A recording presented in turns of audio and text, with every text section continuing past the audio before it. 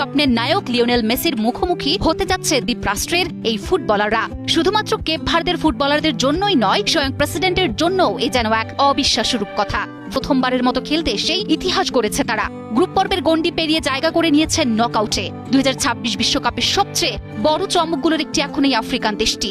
আর এই সাফল্যের নেপথ্যের অন্যতম কারিগর তাদের গোলরক্ষক ভোজিনিয়া। তবে ভাগ্যের কি দারুণ লিখন, নকআউটের রাউন্ড অফ 32তেই তাদের লড়তে হবে বিশ্ব চ্যাম্পিয়ন আর্জেন্টিনার বিপক্ষে, মেসির বিপক্ষে, যিনি স্বয়ং ভোজিনিয়ার কাছে সর্বকালের সেরা স্বপ্নের নায়ক। ফুটবল জাদুকরের বিপক্ষে মাঠের লড়াইয়ে নামার রোমাঞ্চ যেমন আছে, তেমনি আছে বিশ্বকে চমকে দেওয়ার সুপ্ত বাসনা। মেসির জাদুকরী ফুটবলের সামনে কতটা প্রতিরোধ গড়তে পারবে কেপ ভার্দে? ভোজিনিয়ার কণ্ঠে কোনো অহংকার নেই, আছে কেবল বিনয় আর বাঁধ ভাঙা উচ্ছ্বাস।